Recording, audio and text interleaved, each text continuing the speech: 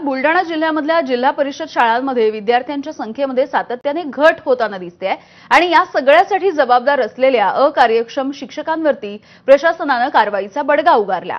मुख्य कार्यकारी अधिकाऱ्यांनी 35 शिक्षकांचं थेट निलंबन केलंय। यासोबतच 60 शिक्षकांना कारण दाखवा नोटीसही बजावण्यात आली। यामुळे जिल्ह्यामधील शिक्षण क्षेत्रामध्ये चांगलीच खळबळ माजली आहे। दरम्यान या संदर्भात आमचे प्रतिनिधी संजय महाजन यांच्याकडून अधिकची माहिती जाणून घेऊयात। संजय, नक्कीच बुलडाणा जिल्हा परिषदेचे मुख्य कार्यकारी अधिकारी गुलाबराव खरात हे आता ऍक्शन मोडवर आलेले आहे।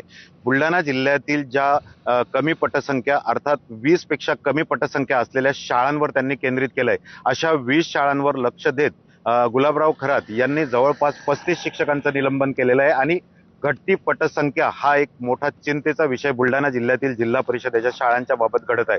खरं तर जिल्हा परिषद शाळेचा शैक्षणिक दर्जा आणि घटती पटसंख्या असे निकष लावून गुलाबराव खरात यांनी जवळपास 20 शाळांवर लक्ष केंद्रित करत 35 शिक्षकांना निलंबित केलेलं आहे आणि 60 शिक्षकांना कारणे दाखवा नोटीसही दिलेली आहे। या संपूर्ण आदेशाने मात्र शिक्षण क्षेत्रात खळबळ उडाली आहे। खरं तर जिल्हा परिषदेच्या घटत्या पटसंख्येमुळे राज्यातील अनेक अशा शाळा आहेत की ज्या शाळांमध्ये 20 पेक्षा कमी पटसंख्या आहे, मात्र अशी कारवाई अद्याप कुठं करण्यात आलेली नव्हती। मात्र ही कारवाई राज्यातील सर्वात मोठी कारवाई असल्याचं बोललं जात आहे। याकडे आता शिक्षक संघटना किंवा शिक्षक कशा पद्धतीने बघतात हे सुद्धा बघणं आता महत्त्वाचं ठरणार आहे। खरं तर राज्यातील 35 शिक्षकांना निलंबित करण्याची ही पहिलीच वेळ आहे आणि त्याचं कारणही तसं देण्यात येत आलेलं आहे की या शाळांमध्ये पटसंख्या ही अतिशय कमी आहे।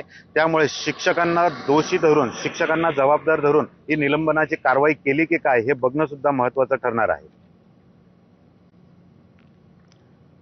धन्यवाद संजय माहितीसाठी।